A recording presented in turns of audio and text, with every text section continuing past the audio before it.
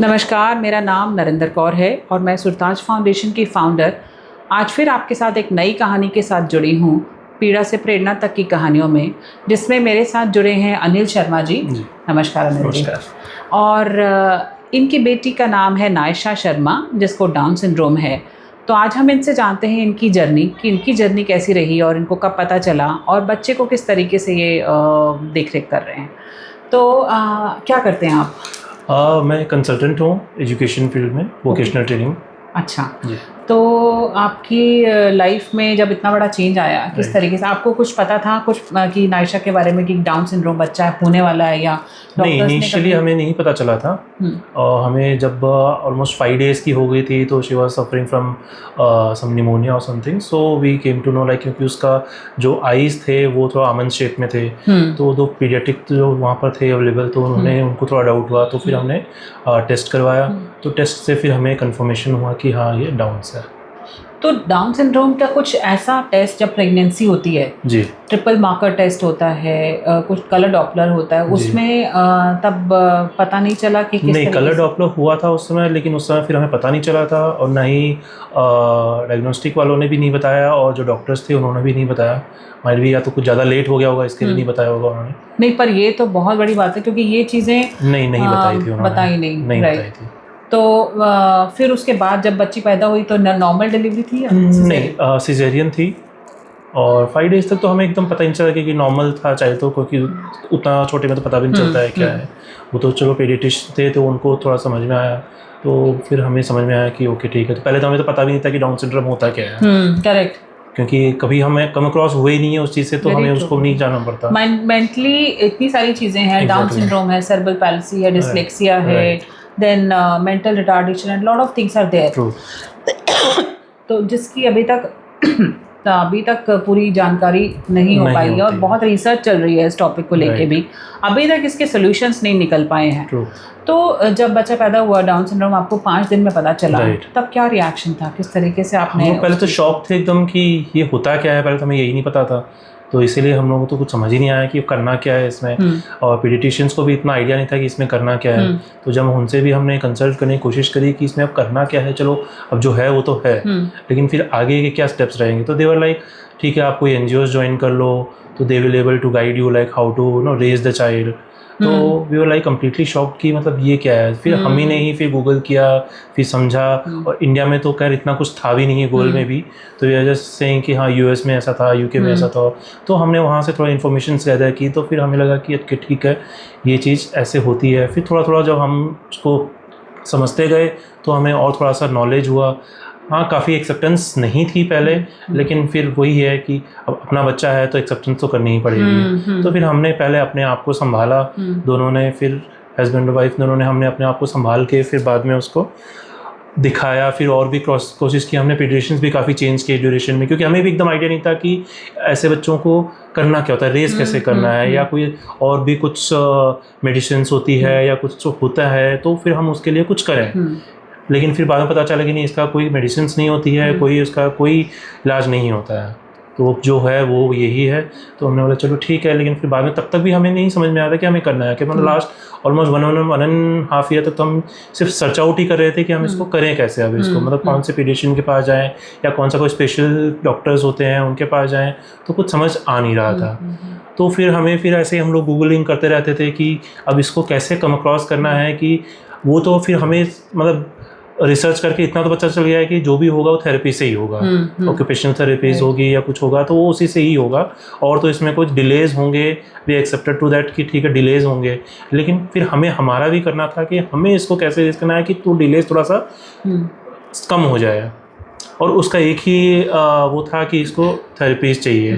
तो फिर हमने फिर ऑलमोस्ट 1.5 ईयर के बाद में हमने सोचा कि फिर हम यहाँ पर OTP किड्स में आए थे कि चलो हम यहाँ पर इसको स्टार्ट करवाएं कि इसको कैसे क्या करना है। तो फिर हमें समझ में आया कि ओके ठीक है। तो फिर हमने यहाँ पर थेरेपी स्टार्ट करवाई, ऑक्यूपेशनल थेरेपीज करवाई, क्योंकि नेक होल्डिंग नहीं थी इनिशियली। फिर उसका और फिर नेक होल्डिंग, फिर उन्होंने नेक होल्डिंग कितने टाइम में आई? नेक होल्डिंग उसको ऑलमोस्ट 1.5 years लग गया था उसको नेक होल्डिंग में। 1.5 जी, नेक होल्ड नेक होल्डिंग में टाइम लगा, फिर उसको सिटिंग पोजीशंस भी ऑलमोस्ट 2 years तक सिटिंग पोजीशन में थी, फिर उसमें सिटिंग पोजीशंस में वर्कआउट किया। कब से आ रहे हैं यहाँ पर? हम लोग एक्चुअली जब वो आई थिंक 1.5 या 2 years की थी तब से हम लोग थे। आपने अर्ली इंटरवेंशन किया बेसिकली, तो तब उसमें रिकवरी आई?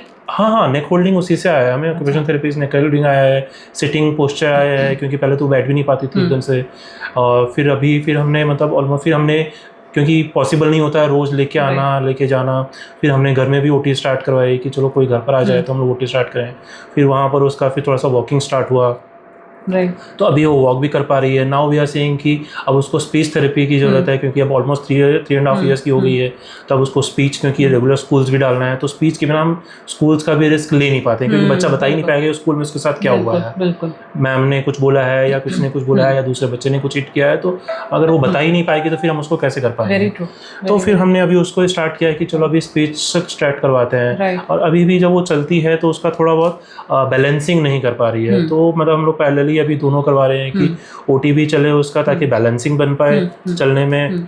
क्योंकि अभी भी अब उसको थोड़ा सा पुश करोगे तो वो गिर जाएगी। अच्छा, बैलेंसिंग नहीं है अभी बॉडी में, तो मसल टोन्स वीक हैं, तो उसमें थोड़ा तो अभी थेरेपी चल रही है, तो वो दोनों चल रहा है। स्पीच अलग से चल रही है, तो मतलब हम लोग उसमें वर्कआउट कर रहे हैं कि टाइमली सब चीज़ें हो जाए। ठीक है, डिले होगा थोड़ा बहुत, बट एटलीस्ट जितना कम हो पाए हम उसको मैनेज कर पाए चीज़ों को।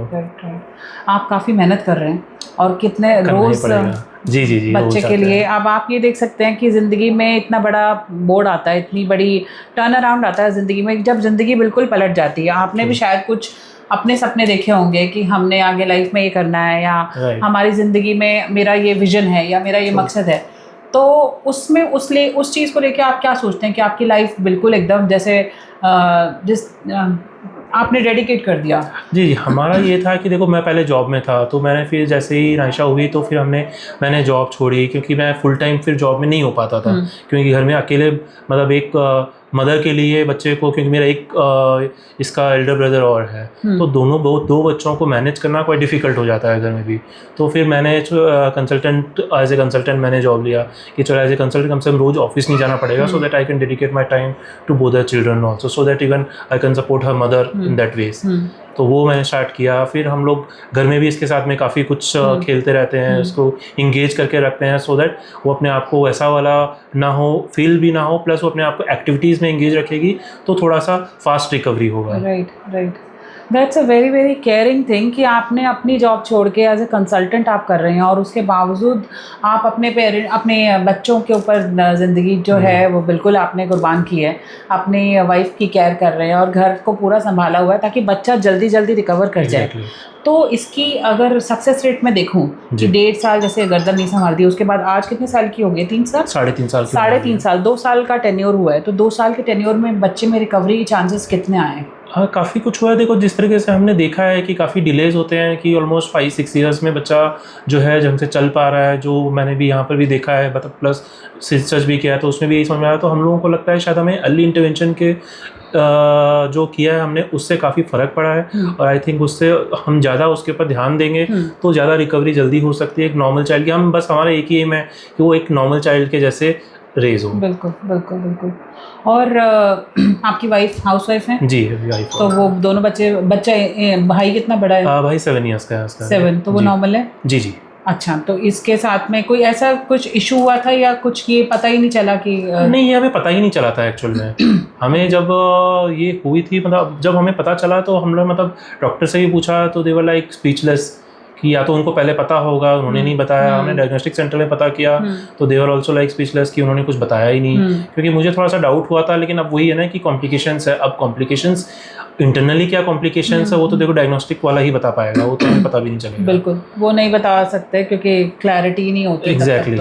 तो अगर उनको भी नहीं समझ में आया तो क्योंकि वही है कि आई थिंक बहुत ही रेयर चांसेस होते हैं डाउन सिंड्रोम वाले।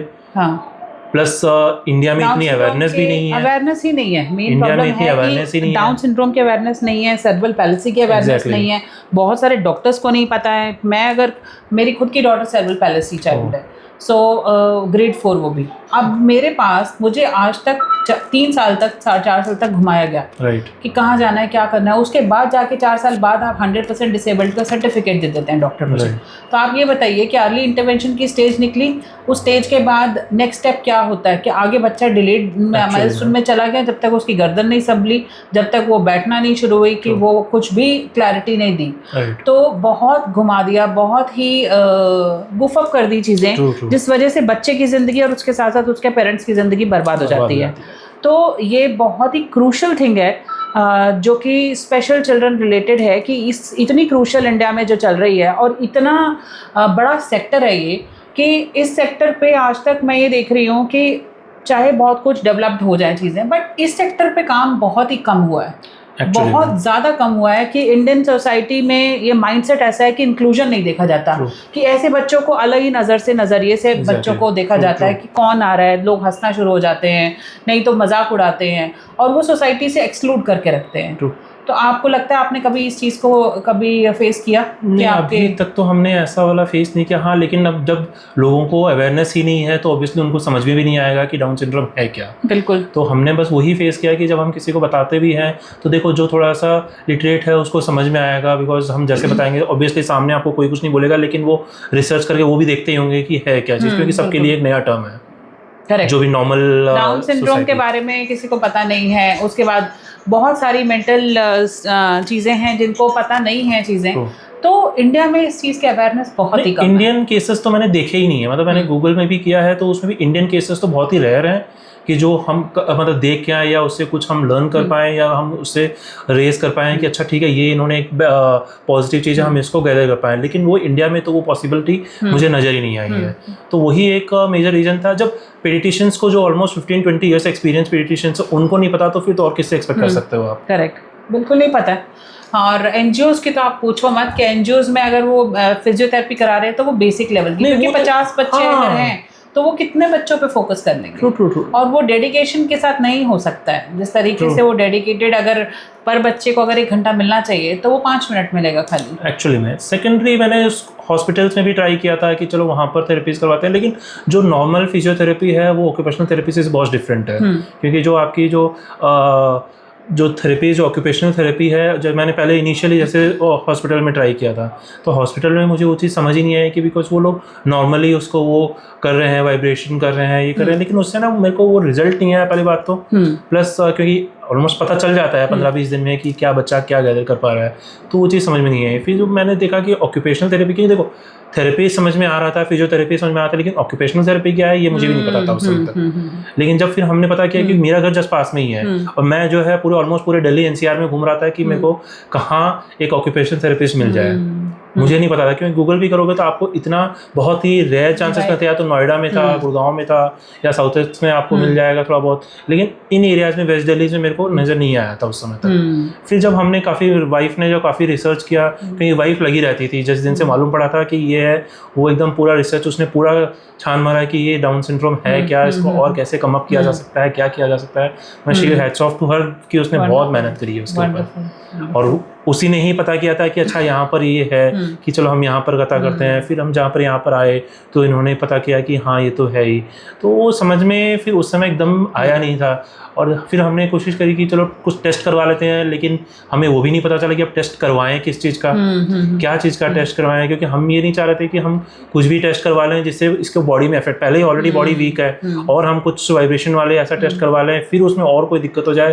तो इसीलिए हमने अभी तक तो उसका एसएच वैसा वाला कोई टेस्ट करवाया नहीं है कि जिससे कुछ हो, क्योंकि हमें पता ही नहीं है कि जिससे कोई साइड इफेक्ट हो, तो इससे बेटर है कि ना कराओ। बिल्कुल बिल्कुल सही बोल रहा हूँ, क्योंकि इन केसेस का बहुत डेलिकेट होते हैं, इम्यूनिटी लेवल बहुत कम होती है और उस वजह से क्या होता है कि बच्चे झेल नहीं पाते हैं एक्चुअली में, तो वो थोड़ा सा रिस्क फैक्टर रहता ही रहता है।